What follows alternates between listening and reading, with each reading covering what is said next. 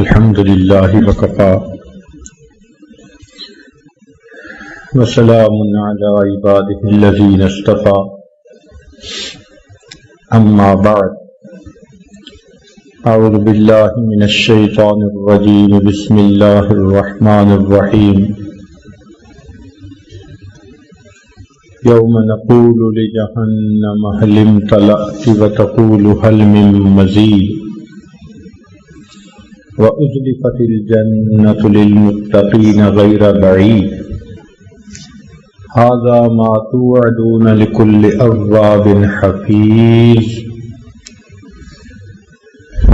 من خشي الرحمن بالغيب وجاء بقلب منيب سبحان ربك رب العزة عما يصفون وسلام على المرسلين والحمد لله رب العالمين اللهم صل على سيدنا محمد وعلى آل سيدنا محمد وبارك وسلم اللهم صل على سيدنا محمد وعلى آل سيدنا محمد وبارك وسلم اللهم صل على سيدنا محمد وعلى آل سيدنا محمد وبارك وسلم. آج صبح کی مجلس میں وہ اسباب بیان کیے گئے جن سے انسان کے دل کی موت واقع ہو جاتی ہے. اس مجلس میں وہ اسباب بیان کیے جائیں گے جن سے انسان کا مردہ دل زندہ ہو جاتا ہے. اسباب حیات القلوب، وہ اسباب جن سے انسان کا مردہ دل زندہ ہوتا ہے، انسان کو روحانی طور پر زندگی ملتی ہے. ایک بات ذہن میں رکھیں کہ جیسے ایک ہمارے جسم کی غذا ہے، اسی طرح ہمارے دل کی بھی غذا ہے. جسم کی غذا ہم دن میں 2-3 مرتبہ کم از کم استعمال کرتے ہیں.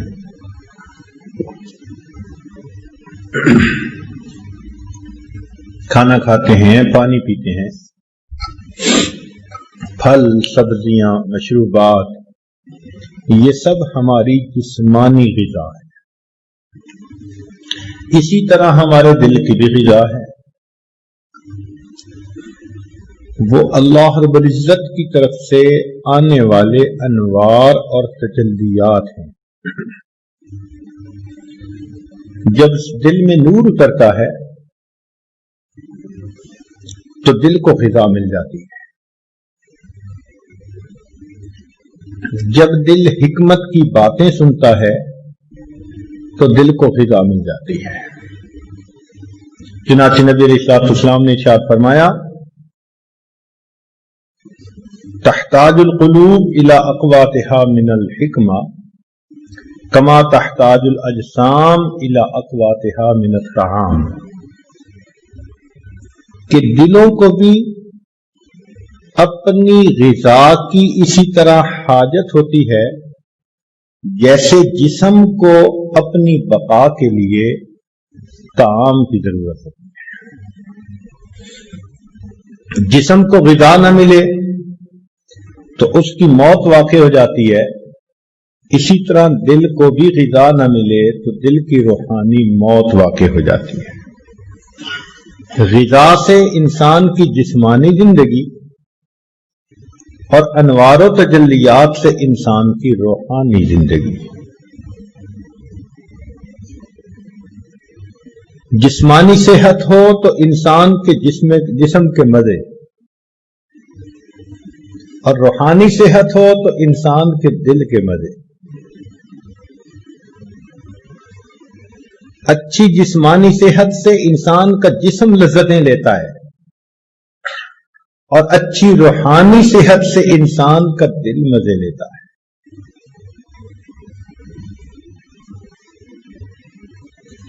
دل کی زندگی جسم کی زندگی سے زیادہ اہم ہے. کیوں؟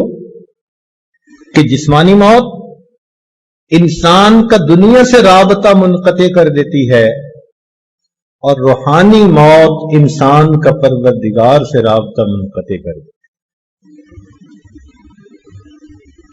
لِكُلِّ شَيْءٍ إِذَا فَارَقْتَهُ عِوَضٌ وَلَيْسَ لِلَّهِ إِنْ فَارَقْتَ مِنْ عِوَضٍ. اے دوست، دنیا میں کسی چیز سے تو جدا ہوا، تیرے لیے اس کا کوئی نہ کوئی نعم البدل موجود ہے. اگر تو اللہ سے بچھڑ گیا، تیرے لیے اللہ کا کوئی بدل موجود ہے.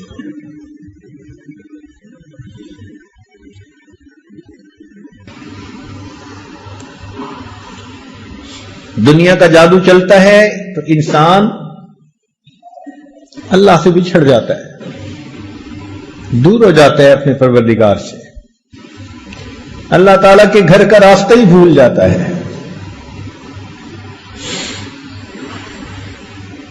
مسجد میں آ کر اس کی طبیعت گھبراتی ہے. نماز پڑھ کے مسجد سے باہر نکلتا ہے، یوں لگتا ہے جیسے اس کے سر سے بوجھ اتر گیا. کیا وجہ ہے؟ وجہ یہ کہ دل مردہ ہے، قبض کی کیفیت ہے اس کے اوپر.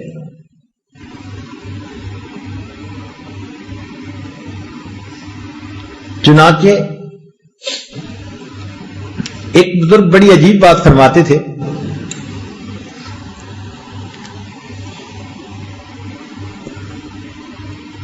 فرماتے تھے یا عجبا من الناس یبکون علی من مات جسدہ. تعجب ہے انسانوں پر، تعجب ہے انسانوں پر کہ کسی کا جسم مر جائے تو یہ اس کے اوپر روتے ہیں. ولا یبکون علی من مات قلبہ وہو اشد. اور اگر کسی کا دل مر جائے تو اس پر ان کو رونا نہیں آتا، حالانکہ دل کی موت جسم کی موت سے زیادہ اشد ہوا کرتی ہے.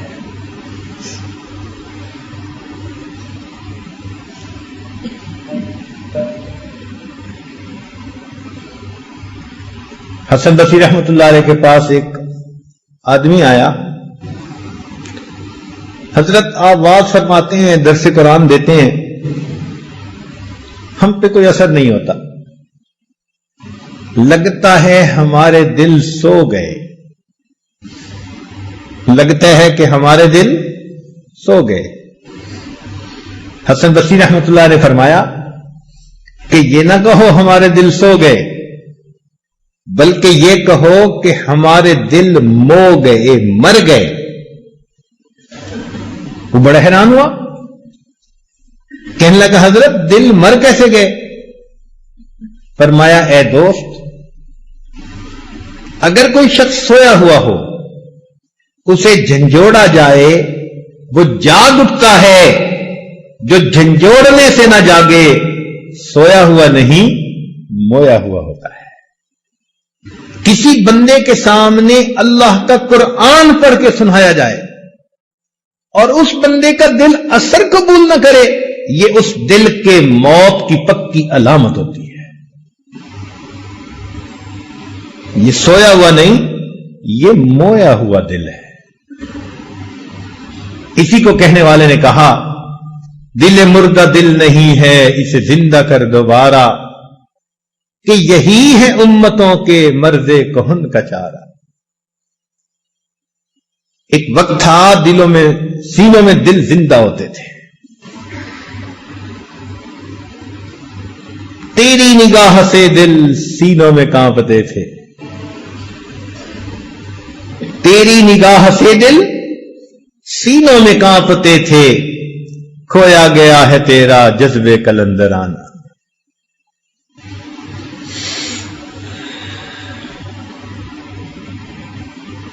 اب اس مردہ دل کو زندہ کرنے کے لیے سب سے بہترین اکسیر وہ اللہ تعالی کا ذکر ہے. یہ سمجھ لیں کہ اس کے لیے ویکسین ہے. حدیث پاک میں فرمایا ذکر اللہ شفاء القلوب، اللہ تعالی کا ذکر دلوں کے لیے شفا ہے. چنانچہ اللہ تعالیٰ کی یاد سے دل کی بیماریاں دور ہوتی ہیں، دل کے اندر سے روحانی بیماریاں ختم ہو جاتی ہیں. صدیق اکبر عنہ کی روایت ہے،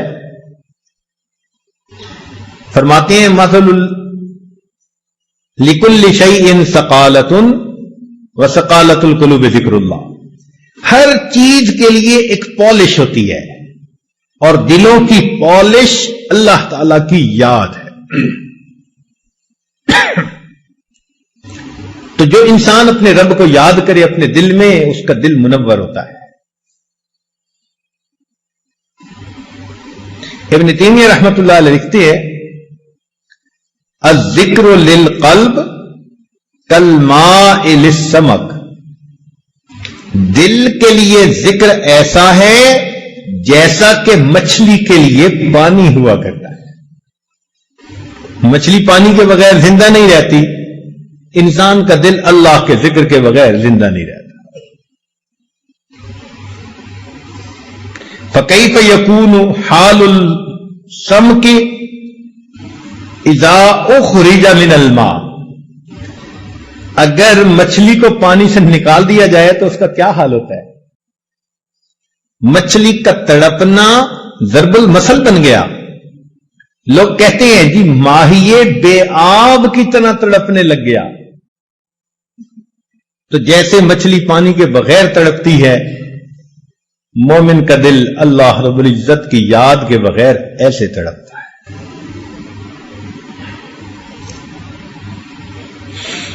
چنانچہ ابن قیم رحمۃ اللہ علیہ نے اب الوابل الصیب میں ذکر کے 90 فائدے گنوائے ہیں. فرماتے ہیں کہ ذکر قوت القلوب ہے، دل کی غذا ہے.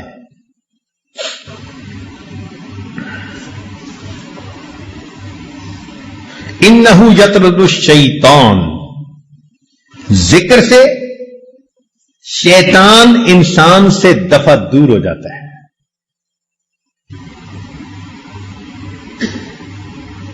آپ دیکھیں دنیا کا یہ دستور ہے کہ جب کوئی فوجی کسی دشمن پہ قابو پاتا ہے تو سب سے پہلے اسے کہتا ہے ہینڈز اپ. کیوں کہتا ہے؟ تاکہ اگر اس کے ہاتھ میں کوئی نقصان دہ چیز ہے تو وہ اس کے ہاتھ سے نکل جائے، ختم ہو جائے، خالی ہاتھ اوپر آ جائے. اس کو نقصان دہ چیز سے خالی کر دیتا ہے. بالکل اسی طرح شیطان جب انسان پر قابو پاتا ہے تو اس کے دل کو اللہ کی یاد سے غافل کر دیتا ہے. سنیے قرآن عظیم الشان، اللہ تعالیٰ فرماتے استحوذ علیہم الشیطان فانساہم ذکر اللہ. شیطان ان پر غالب آ گیا، شیطان نے ان کو اللہ کی یاد سے غافل کر دیا. اس لیے کہ یہ ہمارے پاس ایک مہلک ہتھیار ہے شیطان کے مقابلے میں، وہ ہمیں ہتھیار سے فارغ کر دیتا ہے.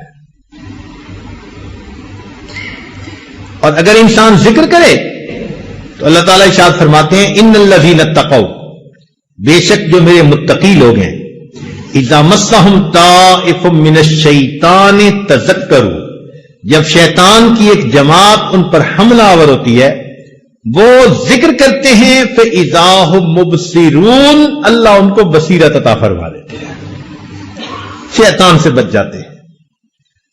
تو ہماری پروٹیکشن شیطان سے اللہ رب العزت کے ذکر کے ذریعے سے.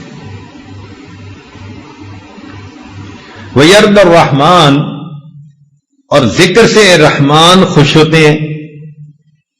یزیل الحم والغم من القلب، ذکر کے کرنے سے انسان کے دل سے غم، پریشانی سب کچھ ختم ہو جاتا ہے۔ اسی کو کسی نے یوں کہا، نہ دنیا سے، نہ دولت سے، نہ گھر آباد کرنے سے تسلی دل کو ہوتی ہے خدا کو یاد کرنے سے۔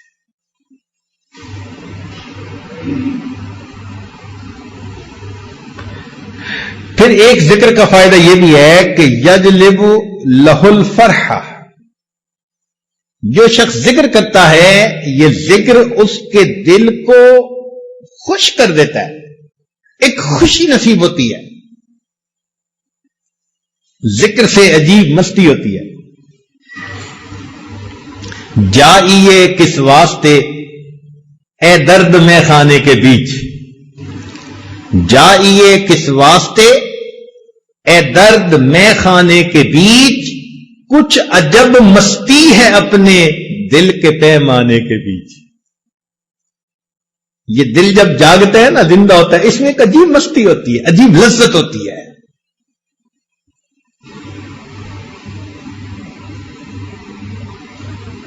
اسی کو حضرت باہو رحمت اللہ نے فرمایا، الف اللہ چمبے دی بوٹی، مرشد من میرے وچ لائی ہو،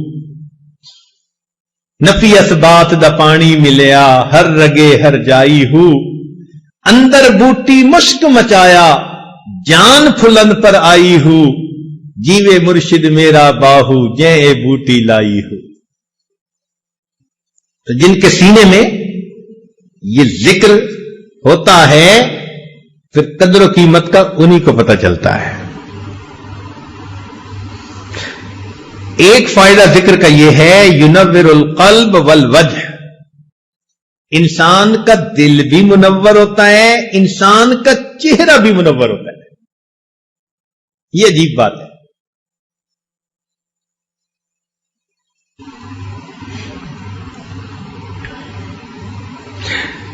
وَيَكْسُ الذَّاكِرَ الْمَحَابَةَ وَالْحَلَاوَةَ وَالنَّظْرَ، جو ذکر کرنے والا ہوتا ہے، ذکر کی بنا پر اس کے چہرے کے اوپر ایک ہیبت ہوتی ہے اور ایک حلاوت ہوتی ہے اور ایک رعنائی اور خوبصورتی ہوتی ہے۔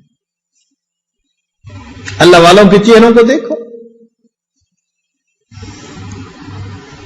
اللہ تعالی کی یاد کا نور ان کے چہروں پہ چمک رہا ہوتا ہے۔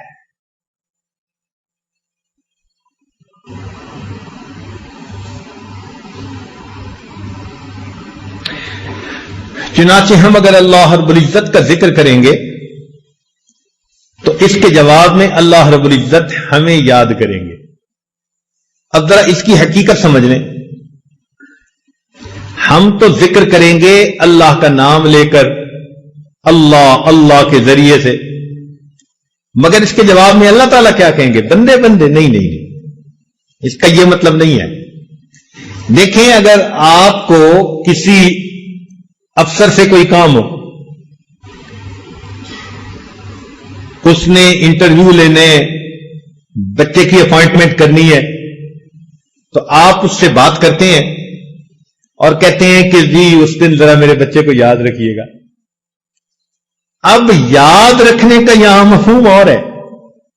کیا مطلب ہے؟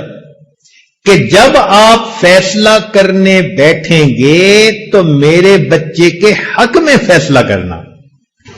اللہ رب العزت کا یاد کرنا یہ ہے کہ بندہ اللہ تعالی کو ذکر کے ذریعے سے یاد کرتا ہے، اللہ تعالیٰ اپنے بندے کو نئے نئے اعمال کی توفیقیں دے کر یاد کرتے ہیں۔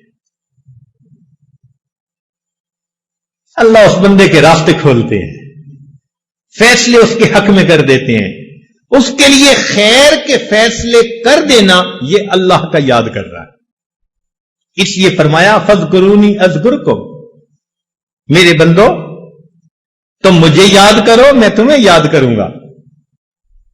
توجہ فرمائیے، فاذکرونی اذکرکم، میرے بندو تم مجھے یاد کرو میں تمہیں یاد کروں گا۔ کیا مطلب؟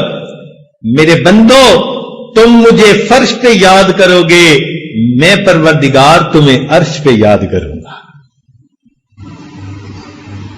اے میرے بندو تم مجھے معذرت کے ساتھ یاد کرو گے، تم مجھے معذرت کے ساتھ یاد کرو گے، میں پروردگار تمہیں مغفرت کے ساتھ یاد کروں گا۔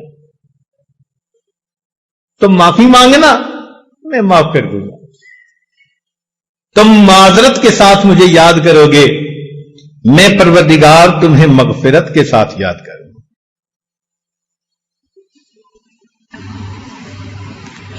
فاذکرونی اذکرکم، میرے بندو تم میرا احترام کرو گے، میں پروردگار مخلوق کے دلوں میں تمہاری عزتیں بٹھا دوں گا۔ کہتے ہیں بشر حافظ رحمت اللہ علیہ شراب پیتے تھے، غفلت کی زندگی تھی۔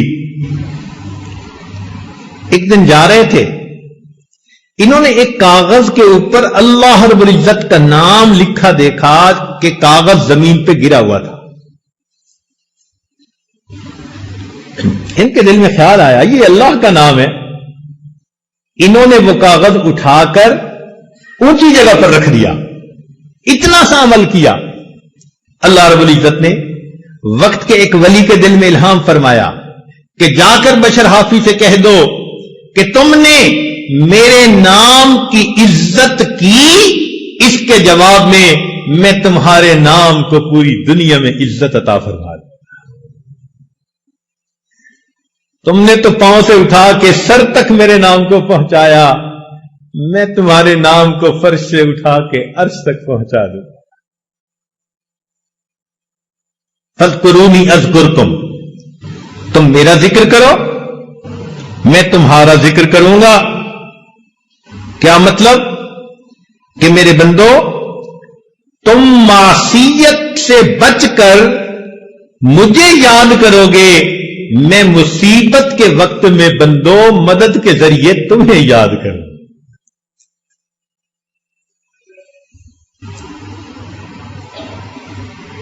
فاذکرونی اذکرکم، تم مجھے یاد کرو میں تمہیں یاد کروں گا۔ کیا مطلب؟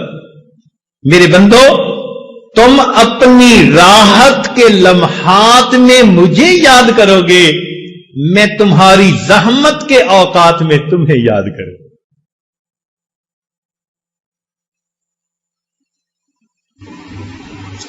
فاذکرونی اذکرکم، میرے بندو تم دنیا میں نرم بستروں پر لیٹ کر مجھے یاد کرو گے اور میں پروردگار قبر میں تمہارے لیٹتے وقت تمہیں یاد کروں گا۔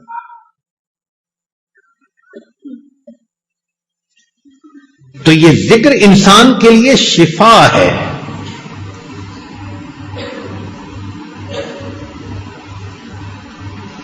چنانچہ حسن بصری رحمت اللہ علیہ کے پاس ایک آدمی آیا، قال رجل للحسن یا ابا سعید اشکو الیک قسوۃ قلبی، اے ابو سعید میں آپ کے سامنے اپنے دل کی سختی کا شکوہ کرتا ہوں، میرا دل بہت سخت ہے۔ قال اذبہ بالذکر، فرمایا کہ تم ذکر کے ذریعے سے اپنے دل کو موم بنا لو۔ تو دل ذکر کے ذریعے سے موم ہوتا ہے، اس کے اندر رقت آ جاتی ہے، اس کے اندر خوف خدا آ جاتا ہے، اس کے اندر اللہ کی محبت آ جاتی ہے۔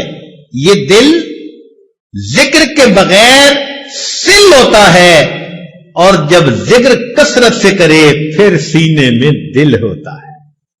اب فیصلہ ہم کریں کہ ہمارے سینے میں دل ہے یا ہمارے سینے میں سل ہے۔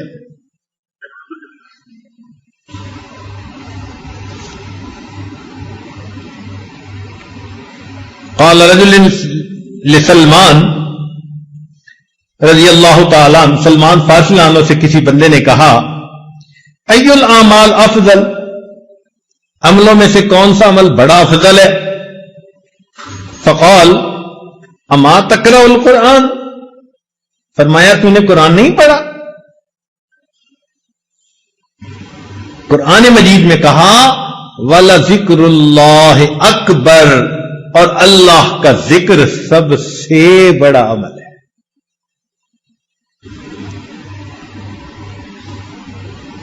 اسی حدیث پاک میں آتا ہے مثل الذی یذکر ربہ والذی لا یذکر ربہ کمثل الحی والمیت. مثال اس شخص کی جو ذکر کرتا ہے اور جو نہیں کرتا زندہ اور مردہ کسی ہے. ہم اللہ تعالی کا ذکر کثرت کے ساتھ کریں, اتنا کریں کہ دل جاری ہو جائے, دل زندہ ہو جائے. ایک لمحہ بھی ہم اللہ کی یاد سے غافل نہ ہو. گمے رہا رہی نے ستم ہائے روزگار, لیکن تیرے خیال سے غافل نہیں رہا. دنیا کے کاموں میں ہم لگے ہوئے ہوں, کھیتی باڑی میں, تجارت میں, زراعت میں, مگر ہمارے دل اللہ کی یاد میں لگے ہوئے ہوں. ایسا دل بن جائے, ایک لمحہ بھی ہم اللہ کو نہ بھولیں. یہی تو ہمارے بزرگوں نے فرمایا کہ جو دم غافل سو دم کافر. جو سانس اللہ رب العزت سے غفلت میں گزر گیا, یوں سمجھ لو کہ وہ سانس کفر کی حالت میں گزر گیا. ایک لمحہ بھی اللہ سے غافل. ایسی کیفیت ہو ہماری, لیٹے بیٹھے چلتے پھرتے ہر وقت اللہ کی یاد دل میں. یاد میں تیری سب کو بھلا دوں, کوئی نہ مجھ کو یاد رہے. تجھ پر سب گھر بار لٹا دوں, خانہ دل آباد رہے. سب خوشیوں کو آگ لگا دوں, غم سے تیرے دل شاد رہے. سب کو نظر سے اپنی گرا دوں, تجھ سے فقط فریاد رہے. اب تو رہے بستاد میں آخر, ورد زباں اے میرے الہ, لا الہ الا اللہ, لا الہ الا اللہ. ایسا ذکر جب زندگی میں کثرت سے ذکر کریں گے, پھر آخری لمحے میں کلمہ ہماری زبان پر آسانی سے جاری ہو جائے. تو ذکر کی کثرت یہ دل کی سختی کا علاج ہے. دل کی موت اگر ہو چکی تو اس کے لیے یہ حیات کی مانند ہے. اس لیے قرآن مجید میں ذکر کثیر کا حکم, یا ایھا الذین آمنوا اذکروا اللہ ذکرا کثیرا والذاکرین اللہ کثیرا والذاکرات. تو دیکھو ہر جگہ ذکر کثیر کا حکم ہے. کثرت سے ذکر کریں, کثرت سے ذکر کریں.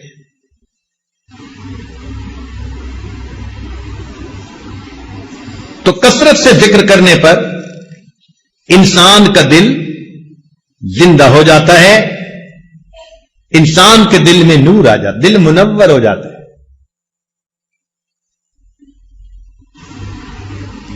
حضرت خواجہ مجذوب رحمت اللہ علیہ کلیکٹر تھے اپنے زمانے میں, ایک بڑی پوسٹ تھی, ریٹائرمنٹ ہو گئی.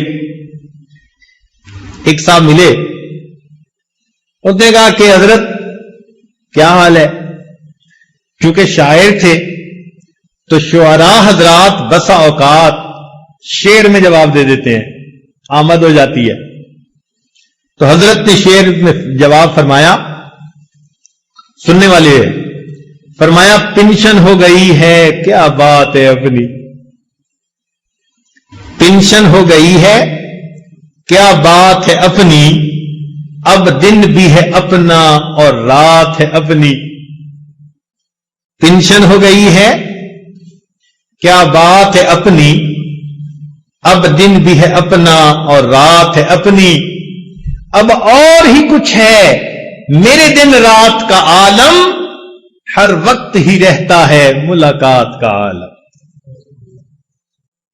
یہ کیفیت بندے کی ہو, اب اور ہی کچھ ہے میرے دن رات کا عالم, ہر وقت ہی رہتا ہے ملاقات کا عالم.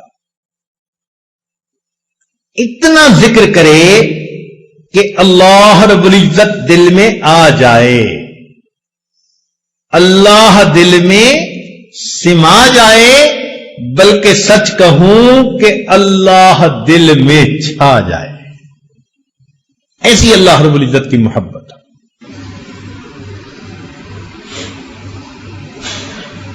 ایک بزرگ تھے, ان سے کسی نے پوچھا کہ حضرت کیا حال ہے؟ انہوں نے آگے سے شعر پڑھا. فرماتے ہیں میری زیست کا حال کیا پوچھتے ہو, میری زیست کا حال کیا پوچھتے ہو, بڑھاپا نہ بچپن نہ میری جوانی, جو چند ساعتیں یاد دل بر میں گزری, وہی ساعتیں ہیں میری زندگانی. جو چند لمحے اللہ کی یاد میں گزر گئے وہ میری زندگی ہے, اور باقی سارا کچھ شرمندگی ہے. تو دل کو زندہ کرنے کے اسباب میں سے پہلا سبب ذکر کی کثرت. ہمارے مشائخ یہی سبق دیتے ہیں. سب سے پہلے فرماتے ہیں کہ 2 حصوں میں کرو. ایک تو چلتے پھرتے لیٹے بیٹھے اللہ کی طرف دھیان رکھو, اس کو وقوف قلبی کہہ دیتے ہیں. اور ایک فرماتے ہیں کہ صبح اور شام 15 منٹ آدھا گھنٹہ ساری دنیا سے ہٹ کٹ جاؤ اور اللہ تعالی کی یاد میں ڈوب جاؤ. ساری دنیا سے ہٹ کٹ جاؤ اور اللہ تعالی کی یاد میں ڈوب جاؤ.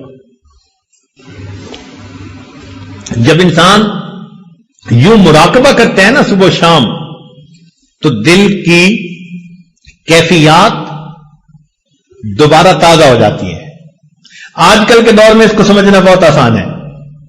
دیکھیں آج کل تو چھوٹے بڑے بہت لوگوں کے پاس سیل فون ہوتا ہے, موبائل فون. اس کی بیٹری ہوتی ہے. اب اگر سارا دن اس پر باتیں کرتے رہیں تو اس کی بیٹری ڈسچارج ہو جاتی ہے. اس کو پھر چارجر سے لگانا ضروری ہوتا ہے. اگر آپ چارجر سے نہیں لگائیں گے تو بیٹری اتنی فلیٹ ہو جائے گی کہ بات ڈسکنیکٹ ہو جائے گی, پھر آن ہی نہیں ہوگا. بالکل اسی طرح ہم سارا دن لوگوں کے ساتھ انٹریکٹ کرتے رہتے ہیں, کام کاروبار بیوی بچے دوست احباب. ہمارے دل کی کیفیات کی بیٹری ڈاؤن ہوتی رہتی ہے. ہمیں چاہیے صبح شام اس کو چارجر کے ساتھ لگائیں. یہ جو مراقبہ ہے نا کہ اللہ سے لو لگا کے بیٹھے, حقیقت میں اللہ کی رحمت کے ساتھ اس ہم دل کو کنیکٹ کر دیتے ہیں. ادھر سے برکت آتی ہے, رحمت آتی ہے, اور وہ دل کی بیٹری کو دوبارہ چارج کر دیتی ہے. اس لیے صبح و شام کا ذکر بہت ضروری. یہ پہلا سبب.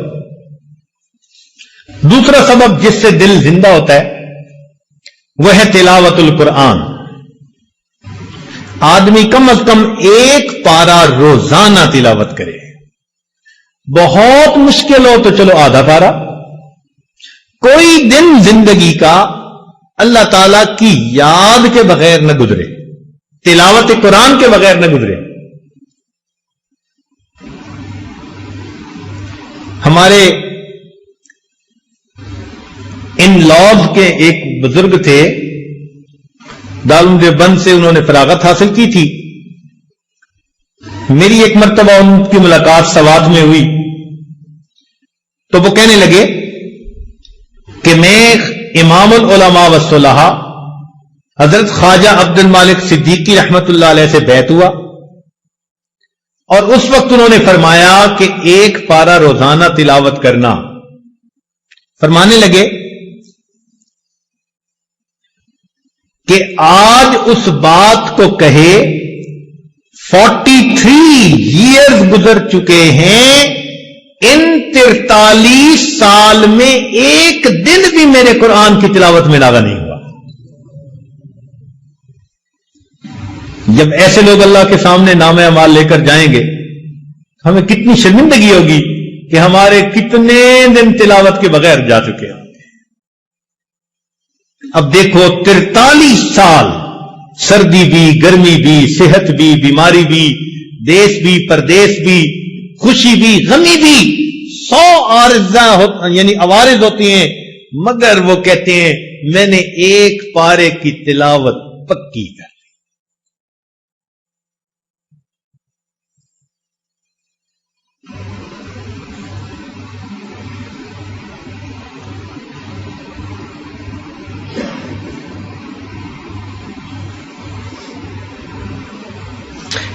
چنانچہ عبداللہ ابن عباس نے عنہ فرمایا کرتے تھے من احب القرآن احب اللہ ورسولہ، جو شخص قرآن سے محبت کرتا ہے وہ اللہ رب العزت اور اس کے رسول سے محبت کرتے ہیں، اور اللہ اور اس کے رسول اس بندے سے محبت کرتے ہیں. سیدنا عثمان ابن عفان رضی اللہ عنہ ایک عجیب بات فرماتے تھے. ان کو قرآن مجید کے ساتھ بہت عشق کا تعلق تھا، حتیٰ کہ ان کی شہادت بھی قرآن مجید کی تلاوت کرتے ہوئی. وہ فرماتے تھے لو طہرت قلوبکم ما شبعت من کلام ربکم، اگر تمہارے دل پاک ہو جاتے تو اللہ رب العزت کے قرآن پڑھنے سے تمہارا دل کبھی نہ بھرتا، کبھی تمہارا دل ہی نہ بھرتا. یہ جو دلوں کے اندر نجاست ہوتی ہے، گناہوں کی میل ہوتی ہے، اس کی وجہ سے پھر تلاوت کرنا بوجھ نظر آتا ہے.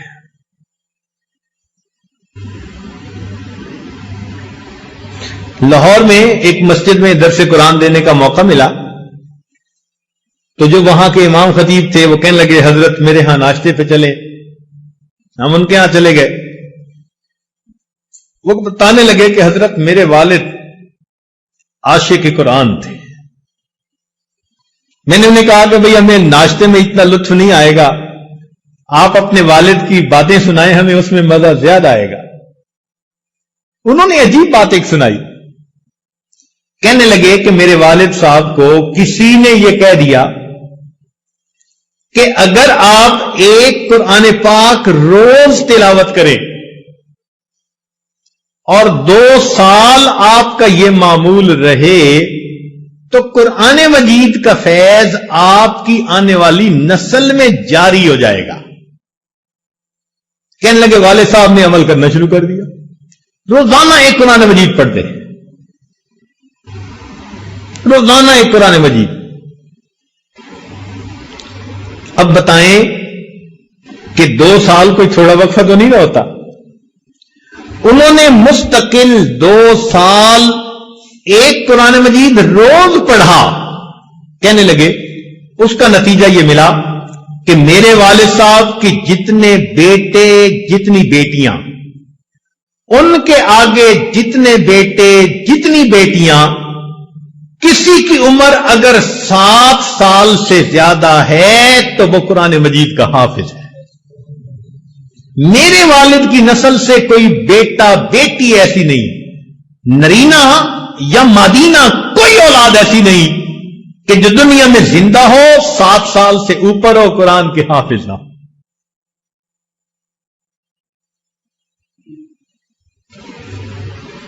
اللہ اکبر کبیر.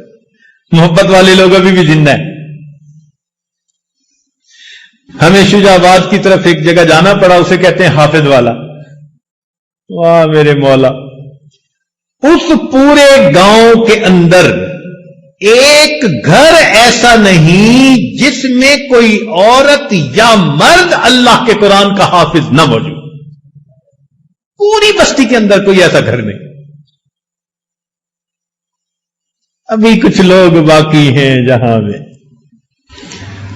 تو بھائی وہ تو پورے قرآن کی تلاوت کرتے تھے. ہمارے لیے ایک پارہ تلاوت کون سا مشکل کام ہے.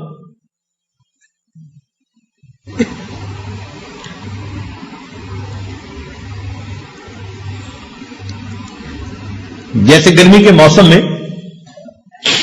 ایک آدمی صحرا کا سفر کر رہا ہو نا، پسینہ آیا ہوا ہوتا ہے، حلق خشک ہوتا ہے، اور جی چاہتا ہے کہ پانی کا قطرہ کہیں سے مل جائے.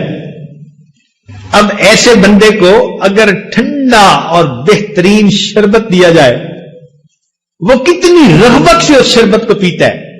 اللہ والے اللہ کے قرآن کو اسی طرح پڑھتے ہیں کہ ہر آیت پڑھتے ان کو یوں مزہ آتا ہے جیسے پیاسے بندے کو شربت پینے کا مزہ آ رہا.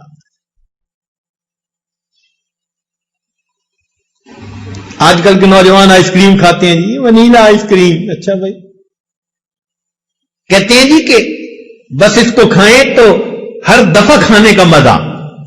اللہ والوں کے دل کی یہی کیفیت، ان کو قرآن مجید کی ہر آیت پر اس طرح مزہ آتا ہے جس طرح ہمیں آئس کریم ہر دفعہ منہ میں لے جانے کا مزہ آتا ہے.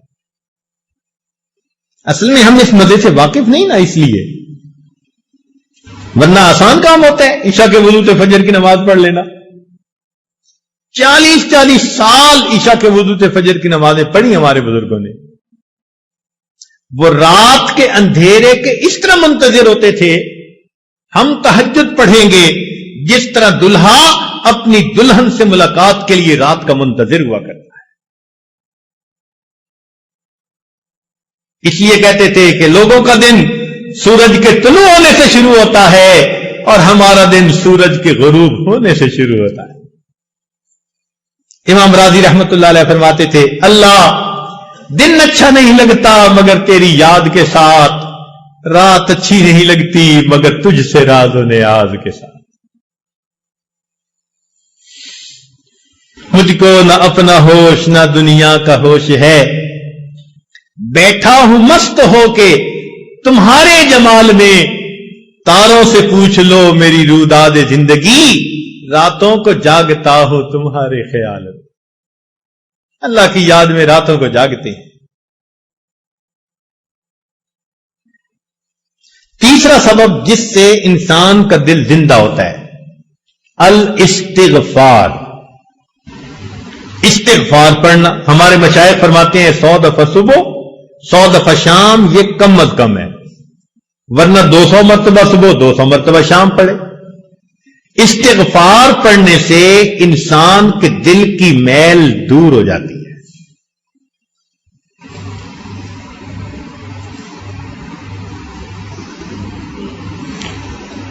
عائشہ صدیقہ رضی اللہ تعالیٰ عنہ نے روایت کی نبی علیہ السلام سے کہ طوبی لمن وجد فی صحیفتہ استغفارا کثیرا، مبارک ہو اس کو جو قیامت کے دن اپنے نامہ اعمال میں کثرت کے ساتھ استغفار لکھا دیکھے گا.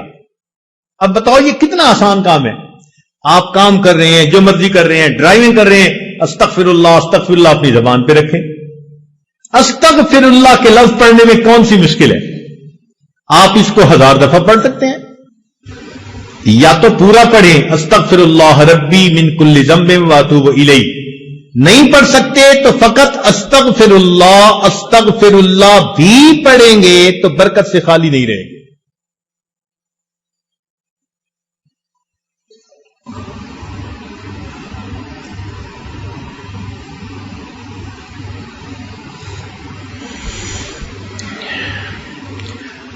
چوتھا سبب جس سے دل زندہ ہوتا ہے، الصلاۃ علی النبی، نبی علیہ الصلوۃ والسلام پر درود شریف کا پڑھنا.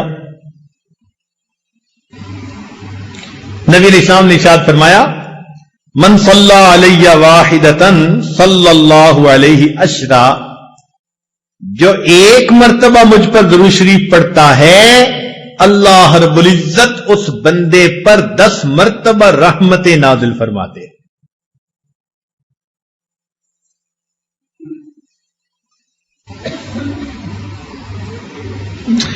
چنانچہ ہمارے مشائخ نے لکھا ہے، وَكَذَلِكَ جَعَلَ جَزَاءَ ذِكْرِ نَبِيِّهِ ذِكْرَ مَنْ ذَكَرَهُ، کہ اللہ تعالیٰ کو اپنے محبوب سے ایسی محبت ہے کہ جو اللہ تعالی کے محبوب کو یاد کرتا ہے درود شریف پڑھنے کے ذریعے سے اللہ اس بندے کو 10 مرتبہ یاد کرتے.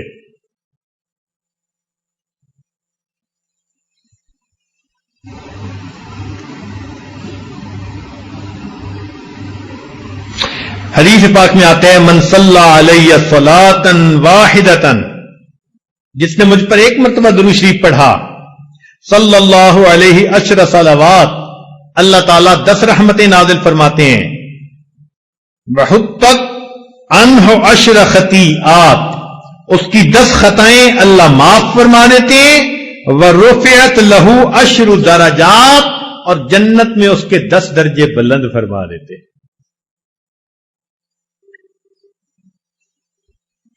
اس لیے نبی علیہ السلام نے ارشاد فرمایا البخیل من ذکرت عندہ فلم یصلی، بخیل ہے وہ شخص جس کے سامنے میرا نام آئے، میرا تذکرہ ہو اور وہ مجھ پر درود نہ پڑھے. اس لیے جب بھی نبی علیہ السلام کا نام نامی اس میں گرامی آئے تو صلی اللہ علیہ وسلم کم از کم ضرور پڑھنا چاہیے. حدیث پاک میں آتا ہے کہ ان للہ ملائکۃ سیاحین، اللہ تعالیٰ کے کچھ فرشتے ایسے ہیں جو زمین کے اندر چلتے پھرتے ہیں، سیاحت کرتے ہیں. یبلغونی ان امتی السلام، میرا امتی جو مجھ پر درود پڑھ رہا ہوتا ہے یہ فرشتے اس درود و سلام کو مجھ تک پہنچا دیتے ہیں. اور ایک حدیث پاک میں فرمایا ان اول الناس بی یوم القیامت اکثرہم علی صلاۃ، قیامت کے دن میرے سب سے قریب وہ انسان ہوگا جو سب سے زیادہ مجھ پر درود شریف پڑھنے والا ہوگا.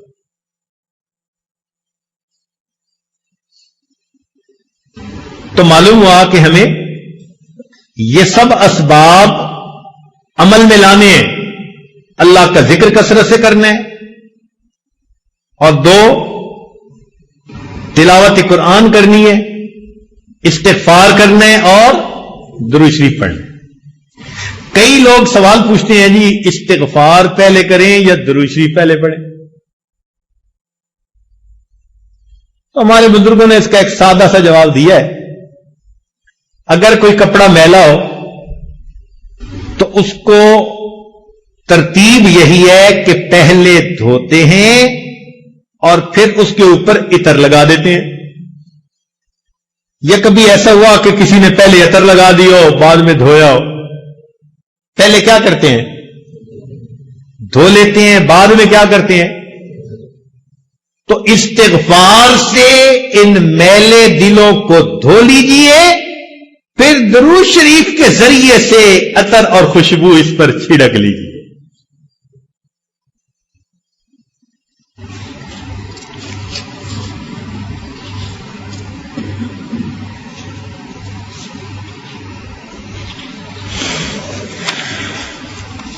اگلا سبب جس سے کہ انسان کا دل زندہ ہوتا ہے، صحبت شیخ. اللہ تعالیٰ ارشاد فرماتے ہیں یا ایھا الذین آمنوا اتقوا اللہ وکونوا مع الصادقین، اے ایمان والو اللہ سے ڈرو اور سچوں کے ساتھ رہو، جن کے قول اور فعل میں تضاد نہیں ہوتا، جن میں درنگی نہیں ہوتی.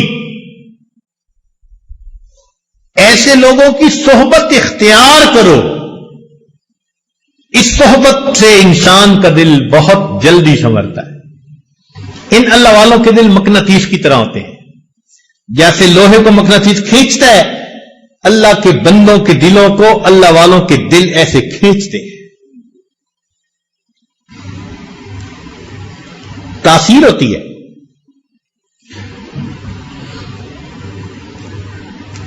ہم لوگ جب الیکٹریکل انجینئرنگ پڑھتے تھے تو ہمیں ٹرانسفارمر کے بارے میں پڑھاتے ہوئے انہوں نے کہا کہ دیکھو، ایک ادھر کی وائنڈنگ ہوتی ہے پرائمری، ایک ادھر کی وائنڈنگ ہوتی ہے سیکنڈری. ان میں فزیکلی کنٹیکٹ کوئی نہیں ہوتا، مگر ادھر سے وولٹیج ادھر انڈیوس ہو جاتا ہے. بالکل یہی حال کہ اللہ والوں کی صحبت میں جو بندہ بھی آ کر بیٹھتا ہے وہ ہائی وولٹیج جو ہوتا ہے نا اللہ کی محبت کا وہ دوسرے سینوں میں بھی انڈیوس ہو جاتا ہے.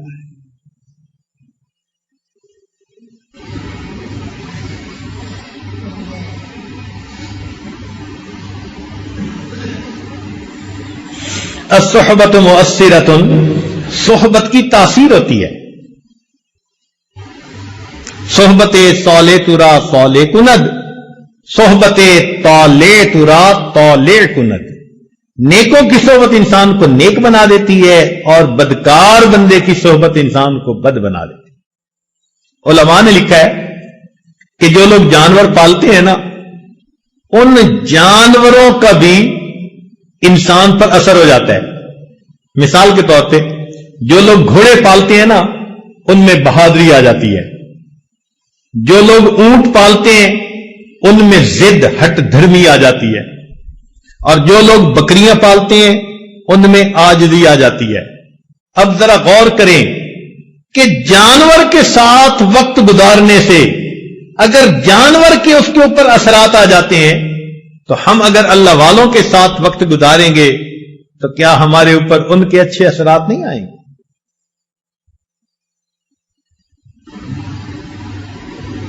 نہ پوچھن خر کا پوشوں کی ارادت ہو تو دیکھ ان کو یدے بیضا لیے بیٹھے ہیں اپنی آستینوں میں. اللہ والوں کی صحبت سے انسان کا دل زندہ ہوتا ہے، مردہ دل زندہ ہو جاتا ہے. ایک لمحے کی صحبت. ہمارے ایک عالم تھے، وہ کہنے لگے کہ بیت کا تعلق تھا میرا شجاع آباد میں ایک بزرگ گزرے ہیں عبداللہ بہلوی رحمت اللہ علیہ. یہ نقشبندیہ سلسلہ کے بزرگ تھے، بڑے عالم تھے. ان کا درس تفسیر بڑا مشہور تھا. رمضان المبارک میں درس تفسیر دیتے تھے اور ملک سے مدارس میں جو علماء ہوتے تھے نا تفسیر کا مضمون پڑھانے والے وہ ان کے پاس جا کر تفسیر کا دورہ کیا کرتے تھے، تفسیر کا دورہ کرتے تھے. علماء کو بہت فیض ملا ان سے. تو ان عالم کی بیعت ان سے تھی. کہتے ہیں ایک دن اب میرے دل میں خیال آیا میں جاؤں اپنے حضرت کو ملوں. ان کے پاس گیا، ان کو ملا. پھر میں نے تھوڑی دیر بعد اجازت مانگی واپسی کی، کیونکہ پیچھے مدرسہ تھا اور مجھے سبق پڑھانے تھے. جو تعلیم و تعلم سے تعلق رکھتے ہیں نا علماء، ان کو بہت وقت کا پابند ہونا پڑتا ہے کہ طلباء ہوتے ہیں ان کا ورنہ وقت ضائع ہوتا ہے. کہنے لگے جب میں نے حضرت سے اجازت مانگی تو حضرت نے فرمایا کہ مولانا کچھ وقت ہمارے پاس بھی رہو. میرے دل میں خیال آیا ساری زندگی میں نے پڑھنا پڑھانا ہے. میں نے فون کر دیا اور محتمم کو بتا دیا کہ جی میں 3 دن شیخ کی خدمت میں رہنا چاہتا ہوں، میرا سبق میرے فلاں دوست کو کہہ دیں وہ پڑھا دیں گے تو طلباء کا نقصان نہیں ہوگا. میں 3 دن رہا. کہتے ہیں کہ 3 دن شیخ کی صحبت میں رہنے کا نتیجہ یہ نکلا کہ جب لوٹ کر میں واپس گھر آیا تو آنے والے 3 سال میں ایک مرتبہ بھی میری تہجد قضا نہ ہوئی. 3 راتوں کا بدلہ یہ ملا کہ 3 سال میں ایک مرتبہ بھی میری تہجد قضا نہ ہوئی.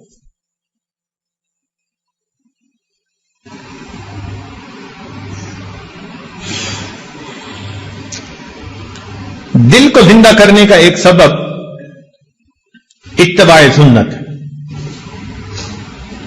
ہر کام نبی علیہ الصلوۃ والسلام کی سنت کے مطابق کریں. ہر کام، کھانا پینا، چلنا پھرنا، اٹھنا بیٹھنا، رفتار، گفتار، کردار، ہر چیز نبی علیہ السلام کی سنت کے مطابق.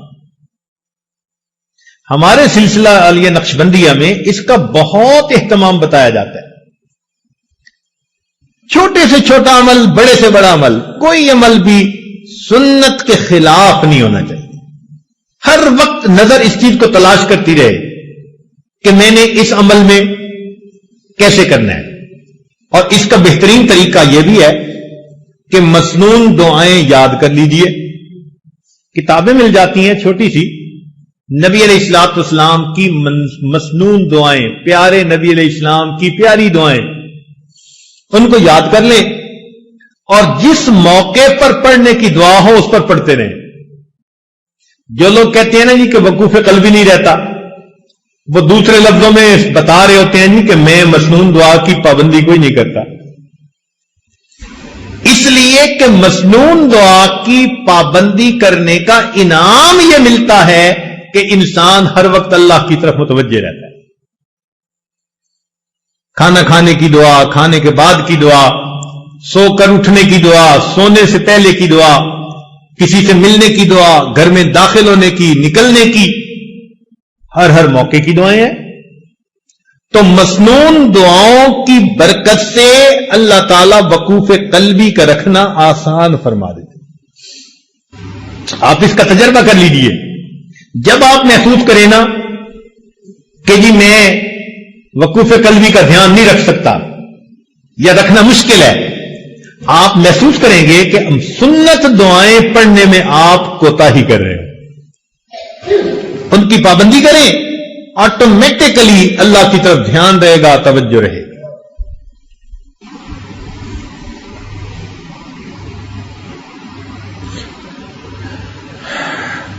دل کو زندہ کرنے کا ایک اور عمل قیام اللیل، تہجد کی نماز. چنانچہ جو لوگ چاہتے ہیں کہ اللہ رب العزت سے تعلق ہو، ان کی محبت دل میں ہو، ہم اللہ تعالیٰ کے مقبول بندوں میں شامل ہو جائیں، ان کو چاہیے کہ رات کے آخری پہر میں چند رکعت نفل اللہ کے حضور ضرور پڑھا کریں. اللہ تعالیٰ فرماتے ہیں والذین یبیتون لربہم سجدا وقیاما. حدیث پاک میں آتا ہے افضل الصلاۃ بعد المکتوبۃ قیام اللیل، کہ 5 فرض نمازوں کے بعد سب سے افضل نماز تہجد کی نماز ہے. قیل للحسن، حسن رحمت اللہ علیہ سے یہ کہا گیا ما بال المتہجدین احسن الناس وجہا، کیا وجہ ہے کہ تہجد پڑھنے والوں کے چہرے بڑے منور ہوتے ہیں، ان کے چہروں پہ بڑا نور ہوتا ہے. قال، انہوں نے جواب دیا لأنہم خلو بالرحمن فألبسہم نور من نورہ، اس لیے کہ وہ اللہ کے ساتھ تنہائی میں عبادت میں وقت گزارتے ہیں، اللہ اپنے نور کو ان کے چہروں پر پالش کر دیتے ہیں.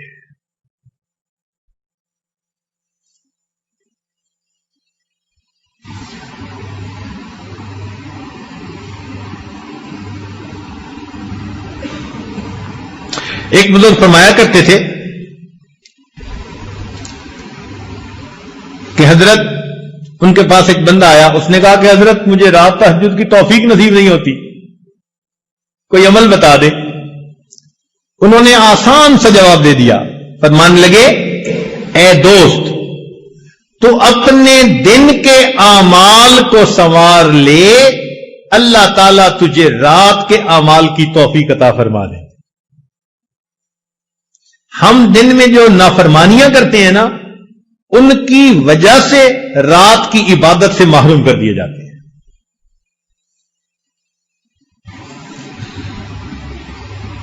فقال لا تعصه بالنهار، تو دن میں اللہ کی نافرمانی نہ کر.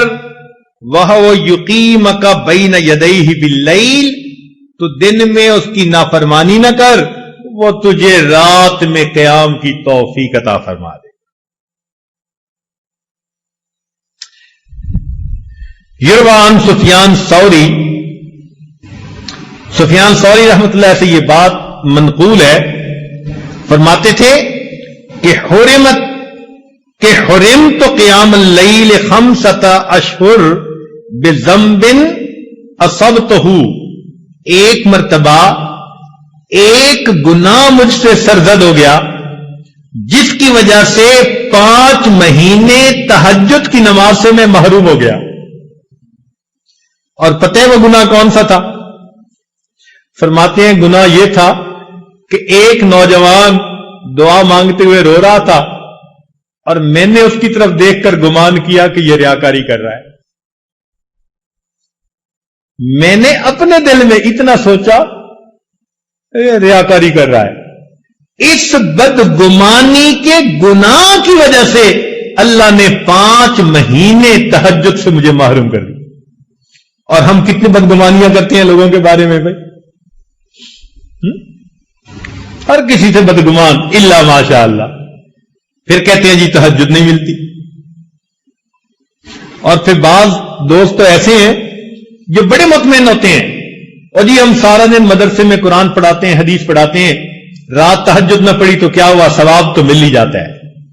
तो भाई सहाबे कराम सारा दिन सब्जियां बेचते थे, जो वो रात को तहज्जुद का इतना एहतमाम करते थे, वो क्या करते थे? वो भी तो सारा दिन दीन के काम में लगे रहते थे ना। फुरसान बिन नहार होते थे और फिर अल्लाह उनको रहबान बिल लैल बना दिया करते। रात घोड़े की पीठ पे होते थे सुबह में, और रात मुसल्ले की पीठ पर हुआ करते थे। तो ये तो नफ्स हमें मुतमईन कर देता है ना कि कोई बात नहीं है अगर तहज्जुद की तौफीक नहीं मिलती। अच्छा, एक बात जरा तवज्जो से सुने कि एक तो है हमारा सोचना हम तहज्जुद पे नहीं उठते, और एक सोच का अंदाज और भी है। वो क्या? हदीस पाक में आता है अल्लाह ताला रात को फरिश्तों की 3 जमातें बना देते हैं।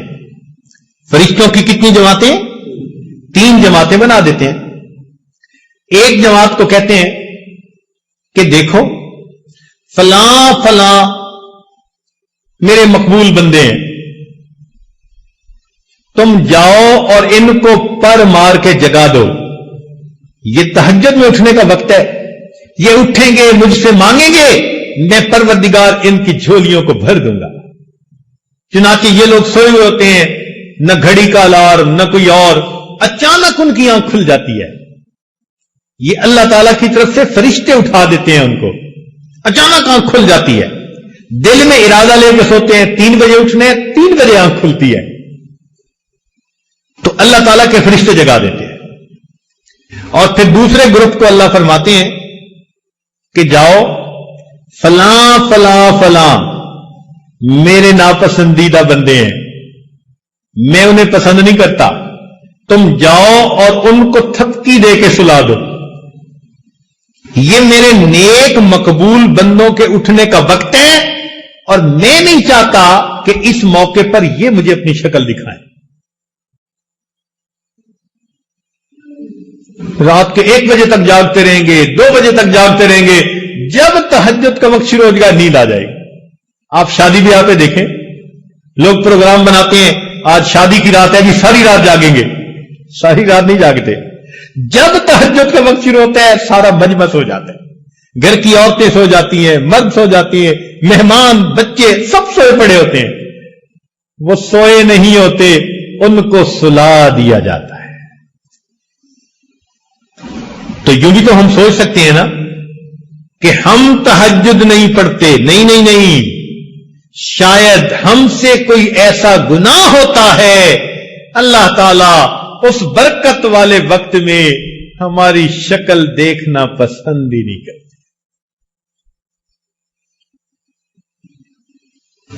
तो ये असबाब हैं दिल को जिंदा करने के।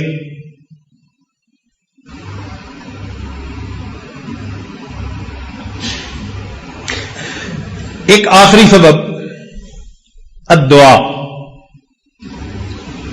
ये जितने आमाल हैं ये बंदा कर ले, इससे भी अभी काम नहीं होता, एक कदम और आगे। वो क्या कि सब कुछ करके फिर अल्लाह से फरियाद करे, फिर अल्लाह से मांगे। अल्लाह अकबर कबीरा।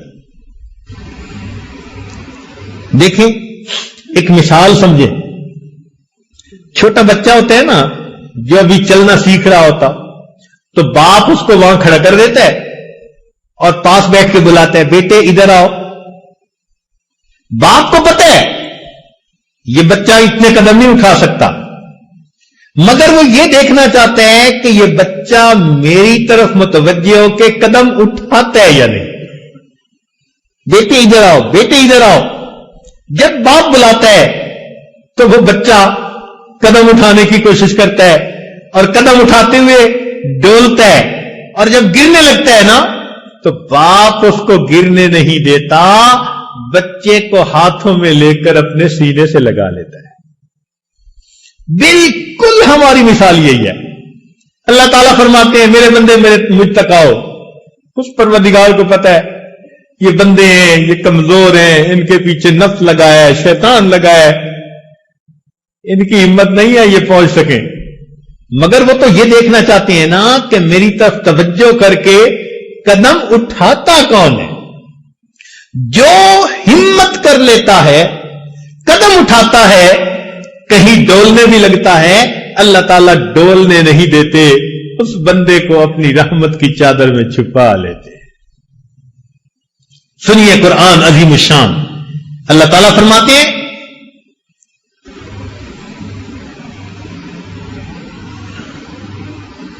वलौला फज़लुल्लाहि अलैकुम व रहमतुहु, अगर अल्लाह का फजल और उसकी रहमत तुम पर ना होती, मा ज़का मिनकुम मिन अहदिन अबदा, तुम में से कभी भी कोई सुथरा ना होता। वलाकिन अल्लाह युज़क्की मन यशा, अल्लाह जिसको चाहते हैं सुथरा कर देते। तो सुथरा होना तुम्हारे बस में नहीं है। वलौला फज़लुल्लाहि अलैकुम, तो मालूम हुआ कि ये सब कुछ करके भी रात को अल्लाह के सामने दामन फैलाना पड़ेगा। मौला हमारे अमाल पर मामला नहीं संवरता। आपने कुरान मजीद में फरमा दिया, वलौला फज़लुल्लाहि अलैकुम व रहमतुहु, अगर अल्लाह का फजल ना होता, उसकी रहमत ना होती, मा ज़का मिनकुम मिन अहदिन अबदा, तुम में से कोई कभी भी सुथरा ना हो सकता। वलाकिन अल्लाह युज़क्की मन यशा, अल्लाह जिसको चाहते हैं उसको सुथरा कर देते हैं। ए मौला, मैं इस वक्त दामन फैलाए बैठा हूं, आपसे आप ही को चाहता हूं, अल्लाह रहमत की नजर कर दीजिए। तेरी एक निगाह की बात है, मेरी जिंदगी का सवाल है कि अल्लाह रहमत की एक नजर डाल दीजिए, मेरी बिगड़ी बना दीजिए, मेरी कश्ती पार लगा दीजिए। मैंने झोली फैला दी है। अल्लाह, दुनिया के फकीरों को देखा, बड़े दरवाजे के सामने जाते हैं, ऊंची सदा लगाते हैं, मौला ये तो कायनात का सबसे बड़ा दरवाजा, मैं इस दरवाजे के सामने हूं। ऐ अल्लाह, दुनिया का फकीर किसी दरवाजे से खाली चला जाए, तवक्को होती है दूसरे दरवाजे से मिल जाएगा, मगर जो तेरे दरवाजे से खाली उठा, मौला उसके लिए कोई दूसरा दरवाजा नहीं। आप ही मेहरबानी फरमा दीजिए, और अल्लाह आप ही मेरी बिगड़ी बना दीजिए। अल्लाह से आजिज़ी के साथ रो रो के दुआएं मांगिए, फिर देखिए अल्लाह की रहमत कैसे बरसती है। ए अल्लाह, मैं आपके दर पर आया हूं, यहां से लौट के कहीं नहीं जा सकता, मेरे लिए कोई दूसरा दरवाजा नहीं। तंग दस्ती के जो आलम में मैं घबराता हूं। ए अल्लाह, बहुत परेशान कर दिया हालात ने, दर दर के धक्के खा लिए, अब तेरे दरवाजे पे आ पहुंचा। तंग दस्ती के जो आलम में मैं घबराता हूं, پر درے غیر پہ جاتے ہوئے کتراتا ہوں۔ اللہ میں غیر کے دروازے پہ نہیں جاتا۔ دنیا کہتی ہے عامل کے پاس چلے جاؤ، فلاں جگہ چلے جاؤ، لا کہیں نہیں جاؤں گا، مسجد میں ہوں، تیرے دروازے پہ ہوں، اب میں کسی اور طرف نہیں جاتا۔ تنگ دستی کے جو عالم میں گھبراتا ہوں، پر درے غیر پہ جاتے ہوئے کتراتا ہوں۔ ہاتھ پھیلانے میں محتاج کو غیرت کیسی، شرم آتی ہے کہ بندہ تیرا کہلاتا ہوں۔ اے اللہ محتاج تو ہاتھ پھیلا دیتا ہے، مگر مجھے شرم آتی ہے، بندہ تیرا ہوں، ہاتھ غیر کے سامنے پھیلاؤں۔ تم ہی سے مانگیں گے، تم ہی دو گے، تمہارے در سے ہی لو لگی ہے۔ رمضان کا مہینہ ہے، مقبول راتیں ہیں۔ اللہ کے نبی علیہ السلام نے فرمایا کہ بنی کلب کی بکریوں کے بالوں کے برابر جہنمی ہر رات میں جہنم سے بری کر دیے جاتے ہیں۔ آج اس اجتماع کی یہ آخری رات ہے، ہم اللہ تعالی سے دعا مانگیں، مولا جب اتنے اربوں انسان ایک رات میں بخشے جاتے ہیں، ہم پر بھی رحمت کی نظر ہو جائے۔ اور آج اللہ رب العزت آپ ہمیں بھی بخش دیجئے، ہم سے تو دھوپ کی گرمی برداشت نہیں ہوتی، تیرے جہنم کی گرمی کہاں برداشت ہوگی۔ میرے مولا آپ نے ہمیں ناز و نعمت سے پالا ہے، آپ ہمیں آخرت کی نعمتوں سے محروم نہ کر دیجئے گا۔ رب کریم رحمت کا معاملہ فرمائیے۔ یہ دل آج مردہ ہیں، ہم ان کو زندہ کرنا چاہتے ہیں، تیری نگاہ ناز پڑے گی، دل زندہ ہو جائیں گے۔ آج کی اس بابرکت رات میں اللہ ہمارے دلوں کو زندہ فرما دیجئے، ہماری یہ دعائیں قبول کر لیجئے۔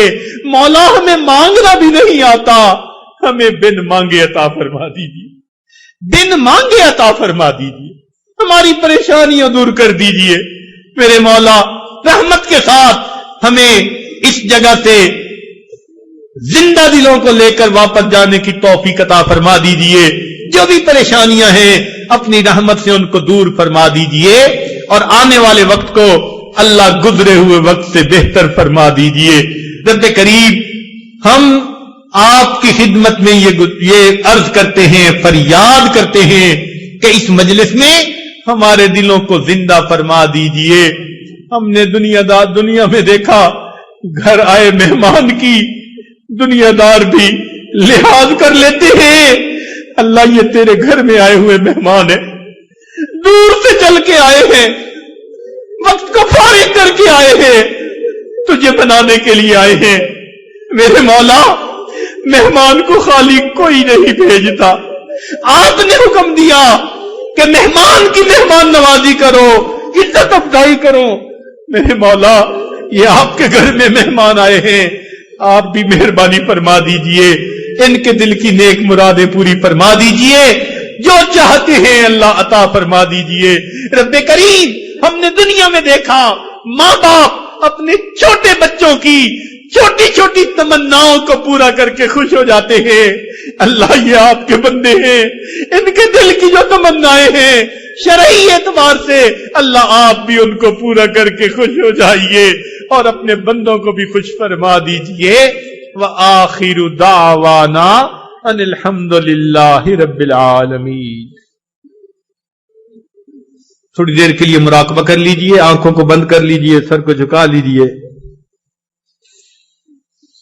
دنیا اور جو کچھ دنیا میں ہے اس سے ہٹ کٹ کے اللہ رب العزت کی یاد میں ڈوب جائیے۔ انسان اپنے اندر جھانکتا ہے، اسے اپنی اصل تصویر نظر آتی ہے۔ اپنے من کے دریچے کو کھولیے، اپنی اصل تصویر کو دیکھیے۔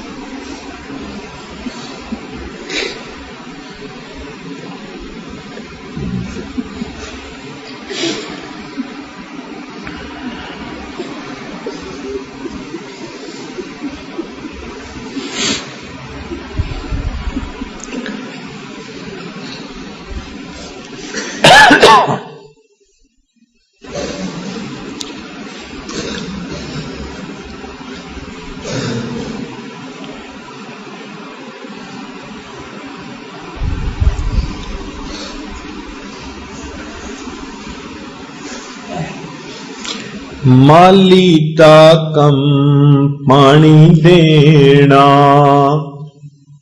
تے بھر بھر مشکاں پاوے، مالی دا کم پانی دینا تے بھر بھر مشکاں پاوے، تے مالک دا کم پھل پھل لانا، او لاوے یا نہ لاوے۔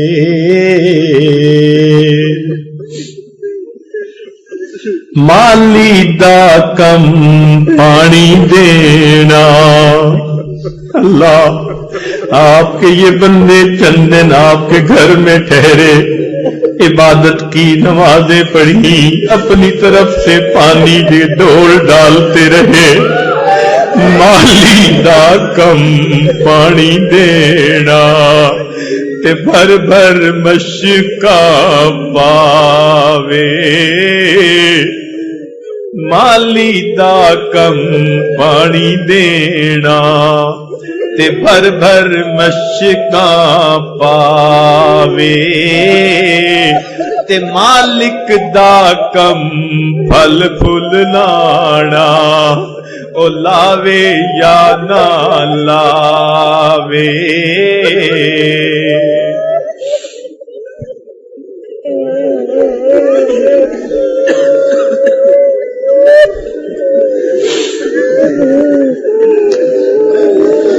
مالی دا کم پانی دینا تے بھر بھر مشکاں پاوے، تے مالک دا کم پھل پھل لانا، او لاوے یا نہ لاوے۔ جے ویکھاں اپنے عملاں دے ول تے کچھ نہیں میرے پلے، جے ویکھاں اپنے عملاں دے ول تے کچھ نہیں میرے پلے، جے ویکھاں تیری رحمت دے ول تے بلے بلے بلے، جے ویکھاں اپنے عملاں دے ول تے کچھ نہیں میرے پلے، جے ویکھاں تیری رحمت دے ول تے بلے بلے بلے۔ عدل کریں تے کمب دے جاوڑ اچیاں شاناں والے، عدل کریں تے کمب دے جاوڑ اچیاں شاناں والے، فضل کریں تے بخشے جاوڑ میں جیوی مکالے،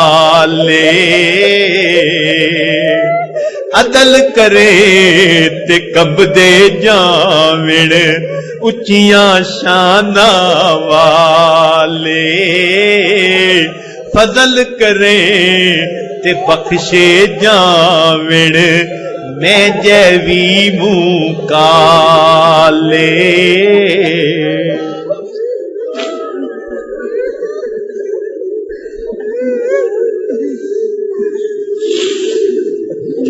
لا الہ الا اللہ محمد رسول اللہ۔ دعا کر لیجئے، سبحان ربی العلی وہاب، اللہم صلی علی سیدنا محمد وعلی آل سیدنا محمد وبارک وسلم۔ اے مالک، ہم آپ کے آج مسکین بندے ہیں، ہمارے گناہوں کو معاف فرما، ہماری خطاؤں سے درگزر فرما، ہمارے عیبوں کی پردہ پوشی فرما، اللہ ہماری نگاہوں کو پاک فرما، ہمارے دلوں کو صاف فرما، ہمارے سینوں کو اپنی محبت سے لبریز فرما، اپنے عشق کی آتش ہمارے سینوں میں پیدا فرما، ہمارے انگ انگ سے اپنے ذکر کو جاری فرما، روئے روئے سے اپنے ذکر کو جاری فرما، ہڈی ہڈی بوٹی بوٹی میں اپنی محبت پیدا فرما، اے مولا جو گناہ ہم نے دن میں کیے معاف فرما، جو راتوں میں کیے معاف فرما، جو محفل میں کیے معاف فرما، جو تنہائیوں میں کیے معاف فرما، جو گناہ یاد ہیں معاف فرما، جو کر کے بھول گئے وہ بھی معاف فرما۔ میرے مولا آپ کے بندے آپ کے دروازے پر آئے ہیں، اللہ ان کے گناہوں کو معاف فرما دیجئے اور رحمت سے ان کی جھولیاں بھر دیجئے، اللہ کرم کے معاملے فرما دیجئے۔ میرے مولا بڑی امید لے کر آئے ہیں، دل میں اللہ بڑی امید لے کر آئے ہیں، آپ بڑے قریب ہیں۔ میرے مولا رحمت کا معاملہ فرمائیے، ہمارے گناہ بہت زیادہ صحیح مگر آپ کی رحمت اس سے بھی زیادہ ہے، اللہ مہربانی فرما دیجئے، کرم کا معاملہ فرمائیے۔ اے اللہ اس سے پہلے کہ لوگ ہمیں کلمہ پڑھائیں، اللہ ہمیں اپنے اختیار سے کلمہ پڑھنے کی توفیق عطا فرما۔ اے اللہ اس سے پہلے کہ ہماری آنکھیں ظاہر کی بند ہو جائیں، من کی آنکھیں کھلنے کی توفیق عطا فرما۔ اس سے پہلے کہ لوگ ہمیں غسل دیں، اللہ ہمیں غسل توبہ کرنے کی توفیق عطا فرما۔ اے اللہ اس سے پہلے کہ ہمیں کفن پہنا دیا جائے، اللہ ہمیں تقوی کی پوشاک پہننے کی توفیق عطا فرما۔ اور اس سے پہلے کہ ہماری نماز پڑھی جائے، اللہ ہمیں نماز کی حضوری نصیب فرما۔ اور اس سے پہلے کہ قیامت کے دن آپ کے سامنے پیشی ہو، اللہ ہمیں اپنی بارگاہ میں قبولیت عطا فرما۔ میرے مولا زندگی میں کبھی بھی بے سہارا نہ فرما، کبھی بھی بے آسرا نہ فرما، کبھی بھی اپنی رحمت سے دور نہ فرما۔ اللہ کبھی بھی نفس اور شیطان کے حوالے نہ فرما، کبھی بھی کفار کے حوالے نہ فرما، ہمیشہ اپنی رحمتوں کی ٹھنڈی چھاؤں نصیب فرما، اپنی پشت پناہی عطا فرما۔ اے اللہ اس محفل میں کتنے نوجوان ہیں آج سچی توبہ کرنا چاہ رہے ہیں، میرے مولا آج تو گرم خون بھی معافیاں مانگ رہا ہے، اللہ معاف کر دیجئے۔ اے رب کریم اگر آپ نے ان کو اٹھا دیا، دھتکار دیا، شیطان بہکائے گا، نفس بھٹکائے گا، جوانیاں ضائع ہو جائیں گی، میرے مولا رحمت فرما دیجئے، توبہ قبول کر لیجئے، آئندہ نیکوکاری کی زندگی عطا فرما دیجئے، اپنی رحمت کے ساتھ ہماری ان دعاؤں کو قبول کر لیجئے۔ اے اللہ ہم آپ کے بندوں کے دل دکھاتے رہے، ان کے حقوق میں کوتاہیاں کرتے رہے، اے اللہ آپ کے بندوں کے لیے وبال جان بن کر پھرتے رہے، آج احساس ہوا ہم نے حقوق العباد میں کوتاہی کی، اے اللہ ہم توبہ کرتے ہیں، آئندہ ہمیں حقوق العباد پورا کرنے کی توفیق عطا فرما دیجئے، اور اے اللہ کرم کے معاملے فرمائیے، پریشانیوں کو دور کر دیجئے، کاروبار کو اچھا کر دیجئے، اے اللہ جو اولاد کے طلبگار ان کو اولاد نرینہ عطا فرمائیے، جو صاحب اولاد ان کی اولادوں کو نیکوکار بنا دیجئے، فرما بردار بنا دیجئے، ماں باپ کی آنکھوں کی ٹھنڈک بنا دیجئے، اللہ اولاد کے غموں سے بچا لیجئے، اولاد کے دکھوں سے بچا لیجئے، میرے مولا رحمت کا معاملہ فرما دیجئے، ہماری ان دعاؤں کو قبول فرمائیے۔ اے اللہ امت مسلمہ کو عزت رفتہ نصیب فرما، ہمارے تینوں حرم کی حفاظت فرما، اے اللہ پوری دنیا میں جہاں بھی مسلمان پریشان ہیں سب کی پریشانیوں کو دور فرما، اے اللہ ہمارے اس ملک کو دین کا قلعہ بنا اور ہمیں شریعت و سنت والی زندگی گزارنے کی توفیق عطا فرما، اے اللہ جو اس ملک کے دشمن ہیں اللہ ان کو ہدایت نصیب فرما، رب کریم جو اس ملک سے اے اللہ محبت کرتے ہیں اور اس میں دین لاگو ہونا دیکھنا چاہتے ہیں اللہ ان کی عمروں میں برکتیں عطا فرما، میرے مولا اسلام کا بول بالا فرما، رب کریم رحمت کا معاملہ فرما، اے اللہ جن لوگوں نے دعاؤں کے پیغام بھیجے، خط لکھے، فون کیے، سب کی نیک مرادوں کو پورا فرما اور انہیں بھی ان دعاؤں میں حصہ نصیب فرما، ہمارے والدین عزیز، اقارب، مشائخ، دوست، احباب، بہن بھائی جو بھی فوت ہو چکے اللہ سب کی مغفرت فرما، اور جن کی آپ نے مغفرت کر دی قرب کے اعلیٰ درجات عطا فرما۔ رب کریم آپ نے قرآن مجید میں فرمایا وَأَمَّا السَّائِلَ فَلَا تَنْهَرْ، سوالی کو جھڑکی نہ دو، انکار نہ کرو، اللہ جب ہم کمزوروں کو حکم ہے ہم سوالی کو جھڑکی نہ دے، اے اللہ ہم بھی تو آپ کے در کے سوالی ہیں، میرے مولا ہمیں جھڑکیاں دے کے واپس نہ بھیجیے، رب کریم رحمت کا معاملہ فرمائیے، ہمارے اٹھے ہاتھوں کو قبول کر لیجئے، کرم کے فیصلے فرما دیجئے، اے اللہ ہماری ان دعاؤں کو اپنی رحمت سے قبول فرمائیے۔ ربنا تقبل منا انک انت السمیع العلیم تب علینا انک انت التواب الرحیم صلی اللہ تعالی علی حبیبہ سیدنا محمد وآلہ واصحابہ اجمعین برحمتک یا ارحم الراحمین.